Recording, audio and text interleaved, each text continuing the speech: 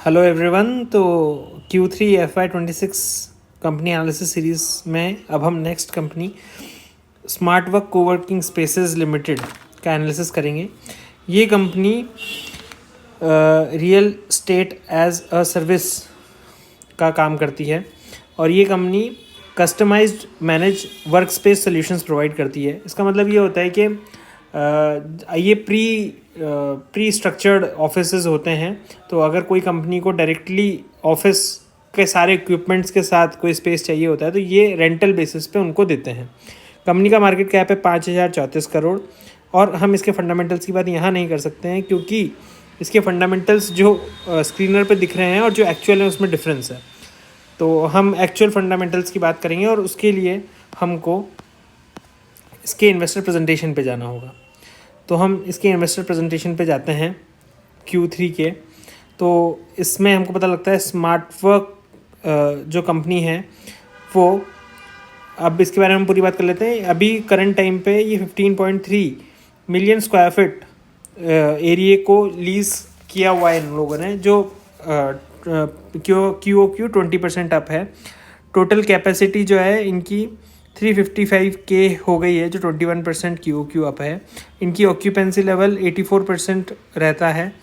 And इनके total lease centre 63 है, अभी करंटली 15 सिटीज़ में है। और सीट रिटेंशन रेट, इसका मतलब होता है कि 93% है, मतलब इनका जो ऑफिस है वो 93% फुल रहता है ऑल टाइम। इसके बाद जो रेवेन्यू है वो 472 करोड़ है, जो कि QOQ 11% अप है। हाईएस्ट एवर रेवेन्यू है। नॉर्मलाइज्ड एबिटा, ये एक इम्पॉर्टेंट है क्योंकि ये आपको स्क्रीनर में नहीं दिखता है। तो नॉर्मलाइज्ड एबिटा है 84 करोड़ का एंड नॉर्मलाइज्ड PBT है 40 करोड़ का। और इंड एस पैट पहली बार 1 करोड़ का इन्होंने पॉजिटिव दिया है। अब इंड एस पैट का मतलब होता है इंड एस 116 जो लीज है वो इन पे लगता है। इस वजह से इनको कुछ जो डिस्क्लोजर्स करने होते हैं बैलेंस शीट में एंड P&L में कुछ एडजस्टमेंट्स करने होते हैं, उसके बाद इनका पैट 1.2 करोड़ आया है। उस एडजस्टमेंट को अगर हम हटा दें या उस एडजस्टमेंट्स के बिना अगर हम प्रॉफिट को देखें तो वो प्रॉफिट आता है 84 करोड़। सो इसके बाद ये मतलब ये एक्चुअल में प्रॉफिटेबल कंपनी है, पर अगर हम बुक्स को डायरेक्टली हम देखते हैं तो वो प्रॉफिटेबल नहीं दिखती। ऐसा लगता है टर्न अराउंड है, हमेशा लॉस मेकिंग थी और अभी पॉजिटिव हुई है, लेकिन ऐसा नहीं है। ये प्रॉफिट मेकिंग कंपनी है और अब इसके प्रॉफिट्स ग्रो कर रहे हैं अच्छी स्पीड से। इसका ROC देखें, अगर हम स्क्रीनर पे देखते तो नेगेटिव दिख रहा था, लेकिन यहाँ ROC है 20.5%, जो कि एक अच्छी चीज़ है। ग्रोस डेट जो है वो 232 करोड़ से है। वो हम देखते हैं, हम इसके बारे में डिस्कस करेंगे आगे क्योंकि इसमें बहुत सारी चीज़ें हैं। Cost of boring less than 9% है, जो कि इन्होंने 180 बेसिस पॉइंट से ईयर ऑन ईयर रिडक्शन हुआ है। मतलब इनको जो बोरिंग की कॉस्ट है वो कम हो गई है, ये एक पॉजिटिव साइन है। इनका ग्रॉस ब्लॉक है जो 14,992 मिलियंस में है, तो ये भी पॉजिटिव है, 6% से ग्रो किया है। एंड ऑपरेटिंग कैश फ्लो इसका 100 करोड़ का ऑपरेटिंग कैश फ्लो है।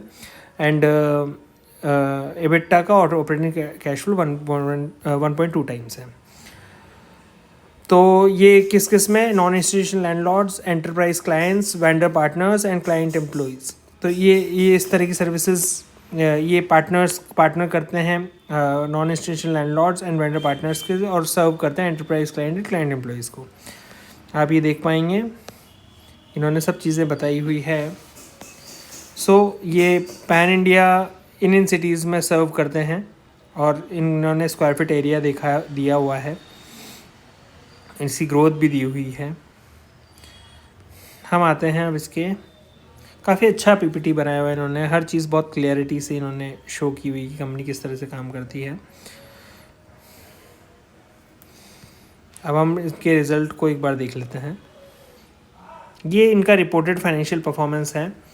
रिपोर्टेड फाइनेंशियल परफॉर्मेंस जो हमको स्क्रीनर पे दिखता है, तो इसमें अगर हम देखें तो ये मिलियन में इन्होंने दिया हुआ है। तो मिलियन के हिसाब से इसमें 472 करोड़ की इन्होंने सेल की है एंड इसमें जो पैट आ रहा है वो 1.2 करोड़ का आ रहा है, जो कि Q3 FY25 में नेगेटिव था। लेकिन ये इसको हमको नहीं देखना है, हमको देखना है नॉर्मलाइज बिजनेस परफॉर्मेंस को, जो कि इंड AS 116 का एडजस्टमेंट्स के बिना जो एबिटा आता है इनका, वो देखना है। तो 472 करोड़ के रेवेन्यू पे अगर हम देखें तो इनका एबिटा आता है 84 करोड़ का, जो कि पिछली बार 45 करोड़ था। और मार्जिन जो है वो पहले 13% था, वो अब 17.9% है। तो ये ऑपरेटिंग लेवरेज इनको मिल रहा है, ठीक है। ऑपरेटिंग लेवरेज का मतलब कि जो एक्सपेंसेस हैं उसके अगेंस्ट में इनकी सेल्स उससे ज़्यादा स्पीड से ग्रो कर रही है। एंड नॉर्मलाइज बिजनेस परफॉर्मेंस में हम अगर इनका जो PBT देखते हैं तो वो भी पहले 5 करोड़ था और वो 40 करोड़ हो गया है। तो वैसे तो हम एक्चुअल में इसका जो कंपैरिजन होगा वो एबिटा से ही होगा। तो एबिटा 86% से ग्रो किया है, QOQ 22% से ग्रो किया है, YOY 76% से ग्रो किया है अगर 9 मंथ के हम फाइनेंशियल्स लेते हैं तो। इसके अलावा कंपनी की काफ़ी strong balance sheet and revenue potentials लगे हैं। सो इसके अलावा इस कंपनी में और क्या क्या चीज़ें हैं, तो अब हमें ना इसकी कॉल देखते हैं। तो ये कॉल की समरी बनाई है मैंने स्मार्ट वर्क कोवर्किंग स्पेसेस की। जो इनकी कॉल उसमें इन्होंने एक तो फाइनेंशियल परफॉर्मेंस के बारे में बताया हुआ है। जो रेवेन्यू है वो 34% YOY और 11% QOQ ग्रो किया है। प्रॉफिटेबिलिटी जो है वो इंड AS पॉजिटिव आई है फर्स्ट टाइम, वो हमने भी देखा है ना। और जो PBT है वो 40 करोड़ आया है। एबिटा जो है वो 84 करोड़, ये सब चीज़ें हमने पहले भी देखी है। ऑपरेटिंग कैश फ्लोज जो है वो 100 करोड़ आया है, जो 148% ईयर ऑन ईयर ग्रोथ है। और कैपिटल एम्प्लॉयड ROC जो है वो 20.5% है। ऑपरेशनल हाइलाइट्स की हम अगर बात करें तो ये अभी लार्जेस्ट मैनेज्ड ऑफिस प्लेटफॉर्म है इंडिया का, और ये एक्सपैंड करता ही जा रहा है। सुपर बिल्डअप एरिया इसका अभी 15.3 मिलियन स्क्वायर फीट है, जो कि इसमें से 2.6 मिलियन स्क्वायर फीट अभी ऐड हुआ है। तो अगर हम इसको परसेंटेज वाइज देखें तो 15.3 जी, तो 17% एरिया इन्होंने अभी ऐड किया है।